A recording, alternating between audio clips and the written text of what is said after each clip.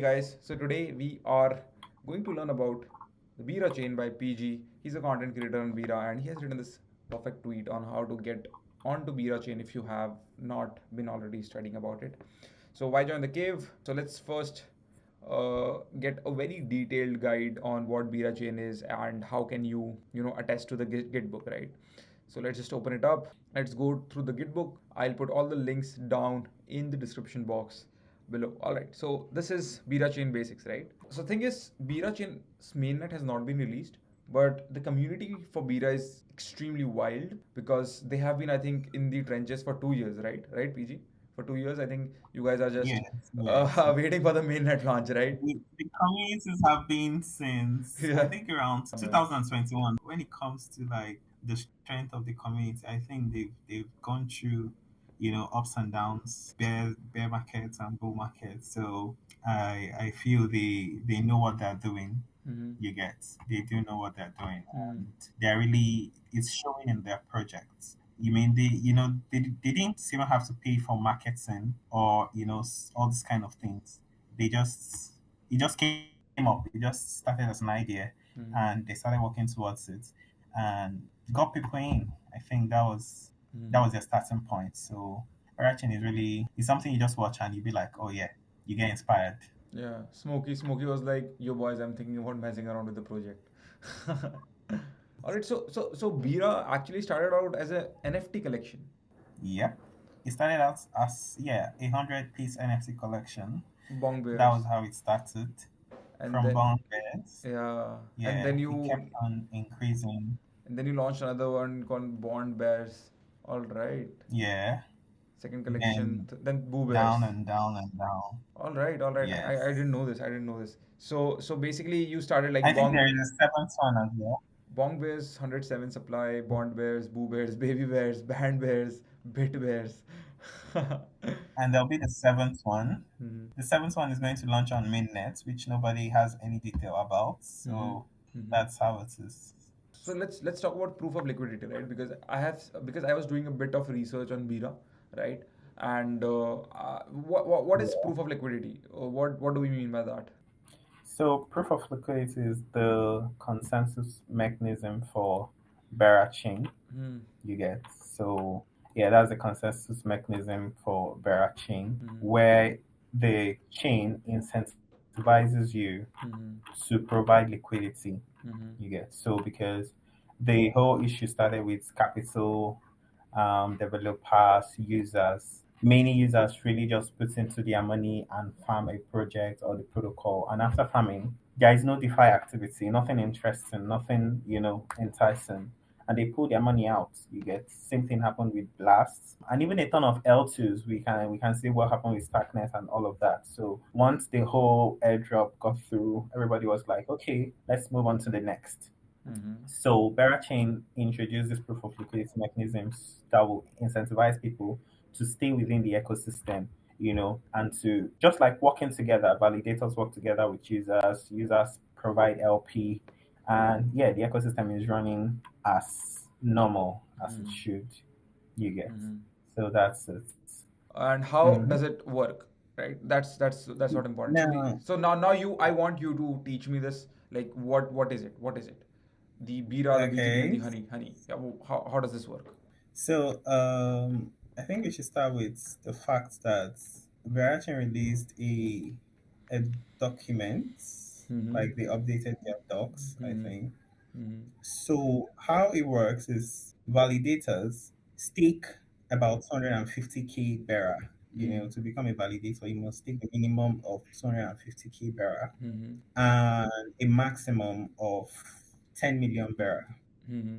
So you can't stake more than 10 million Vera as a validator, Mm-hmm. and you can't stake less than 250k as a validator. Right, right. So when you stake as a validator, you are able to propose blocks. You get, and by proposing blocks, you get rewarded for proposing blocks. You get rewarded in BGT. You get me? Yes. Now, holders provide liquidity. And when they provide liquidity, say I provide like Ethereum, USDT, or whatever, I get a token. Let me say I get wrapped LP token. Mm-hmm. And when I stake that wrapped LP token, you get I am staking. Normal Ethereum is like once you provide liquidity, that's where the whole thing ends. But now you get this token back and stake it with a validator, or you stake it with a reward vault or whatever. Mm-hmm. Now, when you stake it with the vault, the emissions, like, because a validator will it will emit those BGT it kind of like got to the reward vaults. So it's how would I put it? I'll just put it like, okay, it's kind of like a chain where both the applications Mm-hmm. and the validators and users are kind of like working together. So the applications, let me say Kodiak or whatever, works with the validator to provide rewards, to provide BGT, for holders. You get Mm-hmm. my, like, for liquidity providers. You get my point. Mm-hmm. Yes. Now, people that get BGT emissions from Kodiak, let me say I LP something in Kodiak and I get BGT there. I can as well take my BGT and Mm-hmm. delegate to a validator. It's Mm-hmm. more like I commit money here, I pull money, and after pulling the money, I get rewards. And for the rewards I get, I take those rewards again and I delegate them to validators. Now, when I delegate that to a validator, it Mm-hmm. boosts the validator. And by boosting the validator, you're bringing more rewards to your pool. Mm-hmm. You get, so it's like a chain. You get money from here, you delegate to a validator, and the validator keeps on, like pushing money to your protocol or to your the application you're using. You get right. Mm-hmm. So that's how the whole BGT works. Mm-hmm. And the rewards that you get is like BGT. The ones you can't trade, you can only burn them for Bera. Let me say you don't want to delegate it to a validator, you can convert it to Bera, and you have your money. You get my point. Mm-hmm. So it's between the dApps and the user and as well the validator. So I don't know if that's too much. If I'm a validator, the projects would want me to put my BGT in their vault, correct? Exactly. Projects bribe validators. It's more like incentivize validators to But channel what rewards do to I them get out of it? Why would I put my BGT in that project? What do I get out of it? as a validator Yeah, or as as a a validator, project. as a validator. As a validator, it also rewards because as a validator, you earn boosted reward, like you earn BGT boosted, and as well there is something like I think it's called a bees reward or something of that sort, where definitely for the fact that you propose a block, you must get that reward. Then there are also like rewards you get for boosted, like once people delegate to you, you get boosted rewards and all those kind of things. So validators as well are incentivized to keep on emitting. I think it's a little bit technical. Maybe I'm not kind of like read up to that point, but just on the surface, this is like where it all is and how it all works, I guess. So how do you become Yes. a how do you become a validator? Do you like stake Bira tokens to get Become become a validator? Yeah, you have to stake like a minimum of 250k Bera tokens. To become You a get you validator, stake a minimum, yeah, to become a validator.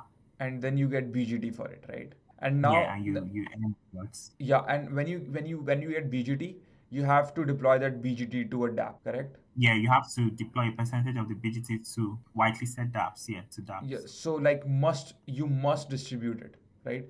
So You must. Yes, yeah, it's a must. it's a must, correct. A Mm-hmm. whitelisted DAX, so they have given some examples of what a whitelisted DEX is. So Bira, Yes, Honey, yes, yes. Pair, we have Perps, we have the borrowing platform Bend. Yeah, the Yeah, band, I understand, I BTC. understand. So you deposit BGT onto like whitelisted dApps, right? Yeah. That's it. So you make money. The validator makes money because they deposit the Bira token and they get BGT, right? That's how they get Yeah. money. Now Mm-hmm. now I just want to so now validator must distribute it to like dApps, right? Validators are Exactly. different, yeah, and then dApps must redistribute BGP to users that bring them The liquidity. users that pulled, yeah, All right.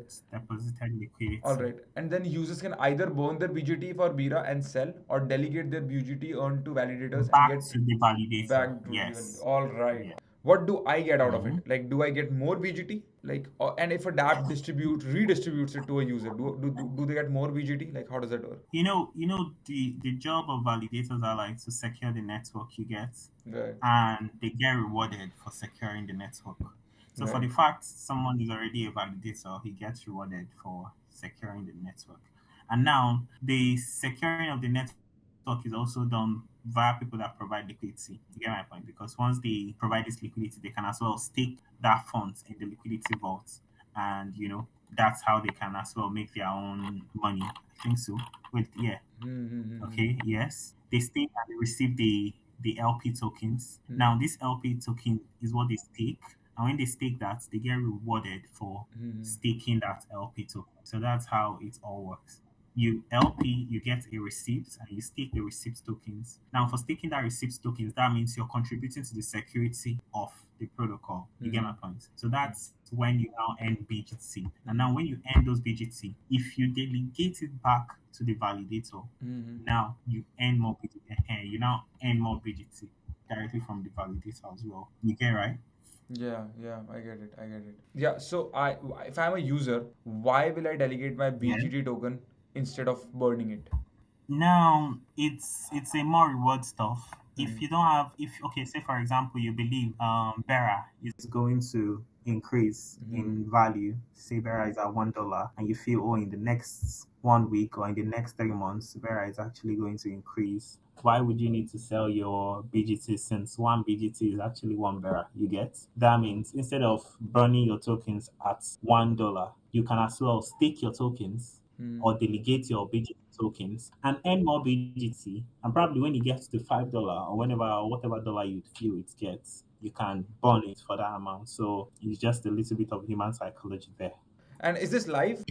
No, none of them are live at at the moment. So if anybody wants to test them out, they'll have to do that on the test net, which is like Batio. Hmm. Yeah, I think all of them you can still test out like a thing or two.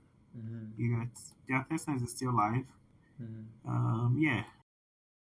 When you decide that you wanted to become like a Bira maxi, or like, hey, I want to get into Bira chain, like when that happened?